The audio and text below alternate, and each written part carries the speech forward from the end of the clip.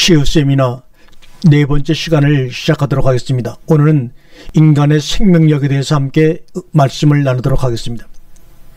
여러분이 지금 앉아있는 곳에서 눈을 들어 돌아오다 보면 사물들은 각기 이름을 가지고 있고 각기 목을 차지하고 있음을 보게 됩니다. 이들을 우리가 잘 관찰해 보면 이 세상의 모든 사물들은 두 가지로 구분되고 있음을 알 수가 있습니다. 즉 하나님께서 만드신 것과 인간이 만든 것으로 구분할 수가 있습니다. 이 구분의 근거는 생명의 유무에서 찾을 수가 있죠. 하나님께서 만드신 모든 것은 생명이 있습니다. 그러나 아무리 훌륭한 것일지라도 사람이 만든 것은 생명이 없습니다. 그래서 생명은 고귀하고 신비한 것입니다. 사람의 생명을 다른 동물의 생명과 같은 차원에서 수평적 가치로 보는 것은 잘못입니다. 다른 동물의 생명의 가치와 인간의 생명의 가치를 동등하게 보는 생명이론론의 입장에서는 살생하는 것은 죄가 된다는 죄의식에 빠지기 쉽습니다. 그렇다고 함부로 살생하는 것은 좋은 일은 못 되죠.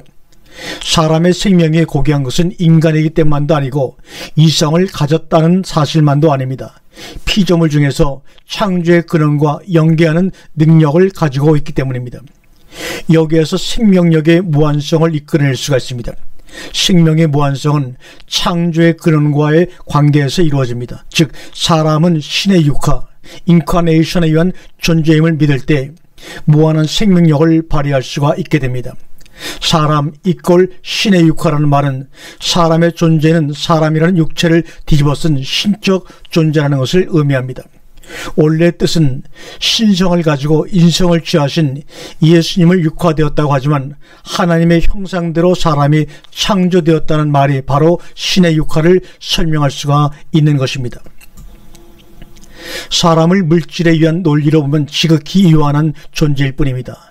자신이 신의 육화에 의한 존재라고 믿을 때 사람은 무한한 가능성을 갖게 됩니다. 나는 오직 신의 육화를 믿는 사람이며 그 믿음으로 살아가고 있다. 이것이 바로 내가 살아가는 삶이라고 믿어야 합니다. 그 속에서 이루어지는 것이 남과 다르다고 해서 그렇게 말한다. 내가 하는 일은 특별한 기술이 있어서가 아니라 사람이기 때문에 할 수 있는 것이다. 기계는 물질의 논리이기 때문에 만들 때부터 한정된 능력과 기능을 가질 뿐입니다. 그러나 우리가 신의 육화에 의한 존재임을 믿을 때 우리가 스스로 정한 인간의 한계를 넘을 수가 있는 것입니다. 우리는 스스로 인간이 본래 신으로부터 부여받은 생명의 무한성을 인정하려 들지 않기 때문에 어떤 한정된 범위 속에서만 살아갑니다. 아주 쉬운 역사적인 사실로서 우리 인간은 스스로 이 지구가 네모난 것으로 믿었고 또 지구 저편 끝에는 낭떠러지처럼 떨어지는 자리가 있을 것이라고 믿었기 때문에 그 유한성 속에서 수천 년을 살아왔습니다. 자기 자신에 대해서도 네모난 어떤 한정된 범주 속에서 한계를 긋고 살아가는 사람들이 많이 있습니다.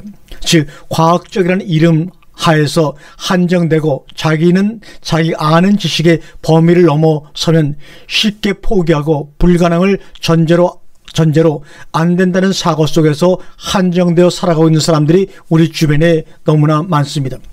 과학이란 누군가가 정해놓은 것이나 발견한 이론에 입증 가능해야 하는데 이 세상이 과학으로 입증 가능한 것뿐이라면 얼마나 재미가 없는 일이겠습니까? 그래서 과학이라는 이름으로 지배되었던 논리들은 과학의 이름으로 부서졌음을 우리는 알고 있습니다.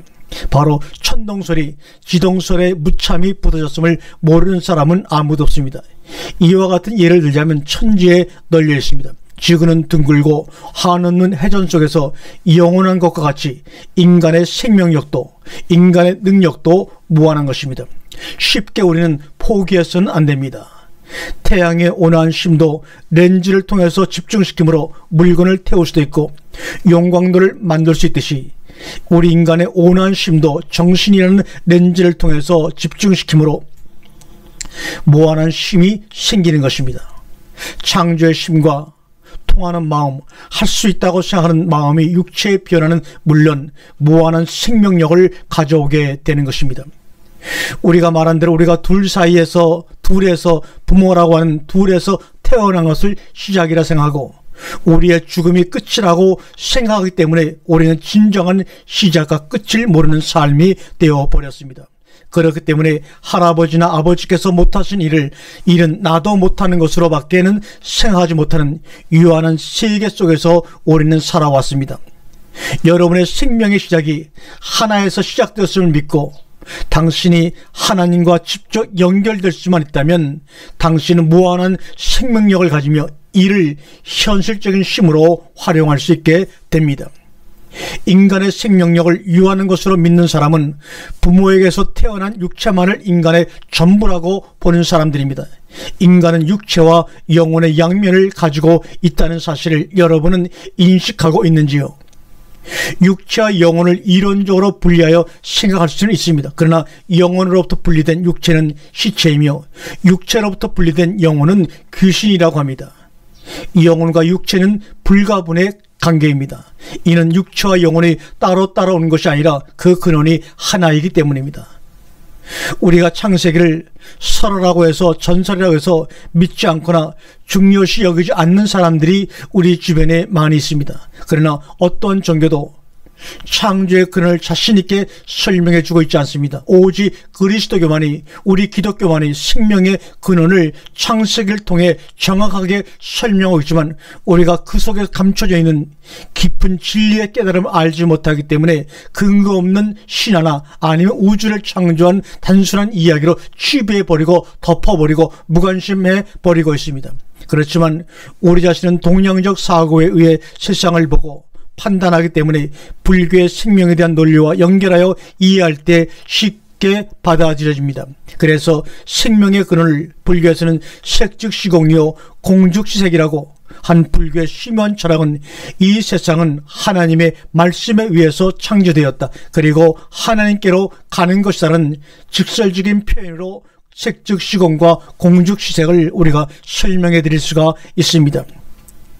우리가 인간을 아담이라고 합니다. 아담, 이 원뜻은 흙이라는 말이죠. 이브의 원뜻은 입김이란 말입니다. 누구의 입김일까요? 하나님의 입김입니다. 또는 생명을 이어가는 것이라고 이브의 뜻을 우리가 얘기할 수도 있습니다. 그래서 인간은 누구나 아담인 것입니다. 흙에서 와서 흙으로 돌아가는데 거기에 하나님의 입김이 부어진 것입니다.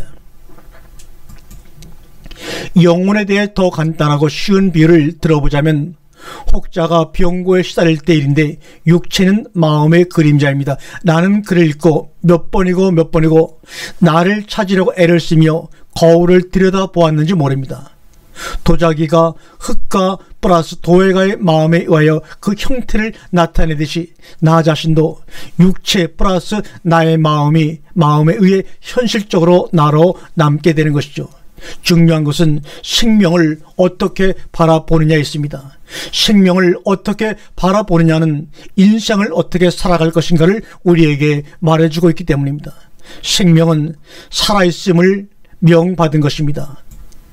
공자께서는 천명지성이라고 하여 천명이 바로 나라고 했습니다. 나는 하늘의 명을 부여받은 존재라는 말입니다. 천명지성. 남성은 남성으로, 여성은 여성으로 부여받았습니다. 우리가 스스로 남자로 태어나고 싶어서, 여자로 태어나고 싶어서 선택해서 태어난 것이 아니지 않습니까? 남자는 죽어도 남자이고 여자는 죽어도 여자인 것입니다. 생명을 어떻게 보느냐에 따라 우리의 생명력이 다르게 드러납니다. 사실 육체는 별것이 아닙니다. 생명 즉 생에 명이 없으면 그냥 시체와 다름이 없습니다. 그런데 너무 육체에 매여 사는 것을 보면 안타까울 뿐입니다. 생명력이 충만한 이상 병이 있다고 해도 쉽게 죽지 않습니다. 쉽게 죽지 않는 것이 아니라 죽지 않습니다. 나는 병이 너무 깊어 인간적으로는 불가능하다고 느껴지지만 죽지 않는 경우를 많이 보았습니다. 그러나 별것도 아닌 병인데도 죽는 경우도 거꾸로 많이 보았습니다. 병이 사람을 죽이는 것이 아니라 생명력이 약하기 때문에 스스로 포기하고 죽는다는 사실을 여러분이 시간에 인정하시기를 바랍니다. 현대의학의 첨단으로 발달해도 사람이 조류독감을 해결하지 못하는 것을 사람이 어떻게 조류독감에 죽을 수가 있는가? 조류 정도, 새 정도의 생명력밖에 없기 때문에 조류독감에 죽는 것입니다. 여러분, 미꾸라지 한 마리를 한번 보십시오. 거대한 강물의 흐름에도 꼬리를 힘차게 치며 떠내려가지 않습니다. 그러나 머리를 물이 흐르는 쪽으로 돌리고 꼬리를 치지 않으면 바다로 떠내려가서 죽게 됩니다. 미꾸라지 한 마리도 생명력이 강하면 거센 물살에도 떠내려가지 않는 것을 우리는 몇 번이고 보지 않았습니까? 이 시대는 생명 경시사상이 너무나 심해지고 말았습니다. 너무 쉽게 자포자기하고 참고 기다릴 줄 모릅니다. 물질 위주의 세상이 되다 보니 사람이 너무도 나약한 존재로 추락하고 있습니다. 물질이 정신을 지배하고 있다는 증거입니다. 나 역시 약물에 의하지 아니하고 사람의 질병을 고칠 수 있다는 데 대해 많은 의문을 가졌던 사람 중에 하나입니다. 지금도 많은 분들이 그러하듯이 나 역시 처음에는 약물에 의하지 아니하고 질병을 고친다는 것은 신경성 질환 정도는 가능할지 모른다는 생각을 가지고 있었습니다. 그러나 하나님의 말씀을 읽고 기도하는 가운데 생명의 원리를 알게 되면서 분명한 것은 신경성 질환보다는 세균성 바이러스에 의한 질환이 더 쉽다는 것입니다. 왜냐하면 항생제가 세균을 죽이는 약이라고 생각해온 잘못 때문에 우리는 약으로 균을 죽인다고 생각을 하고 있습니다. 다음 시간에 5번째 시간을 연이어서 함께 나누도록 하겠습니다.